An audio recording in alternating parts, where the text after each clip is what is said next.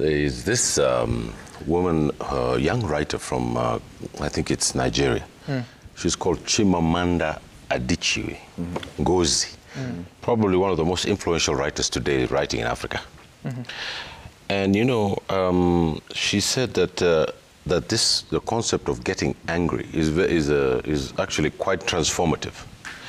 And the people of this country are seething with anger because, you know, I coined the word a one-term president on the day that he was being inaugurated. You know, Mr. Museveni was, the president of Uganda, was replying to me on the day that they inaugurated Mr. Ruto. I had said that Mr. Ruto was a one-term president, that he was going to ruin the economy, and he would not bring people together. It's on tape, and this is exactly what has happened.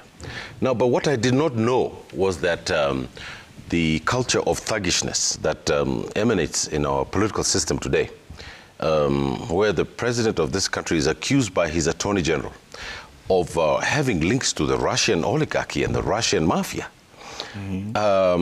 is really the signature of a failed state. I don't know what else to call it. Because once you have those kinds of allegations from the honorable office of the Attorney General and the chief legal officer of the president, I think that, you know, all bets are off. But Sam, I think it is deeper than that. I think that this country is faced with an existential, if I can use that one term, threat from the state and from our government. And, you know, the government is supposed to be the government of the people, by the people, and for the people.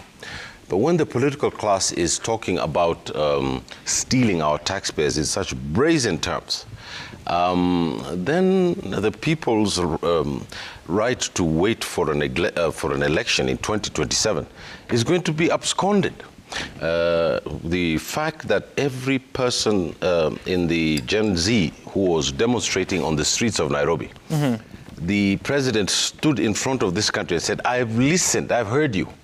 And then he went and appointed every person who was in that list in which people were opposing back through the back door, and they're all in State House. All of them, including Mr. Kuria, who's just facing charges with Equity Bank, I think. Now, I think that I've talked about this culture of lies, where they want to just lie, so that the people can not distinguish between the truth and the lies.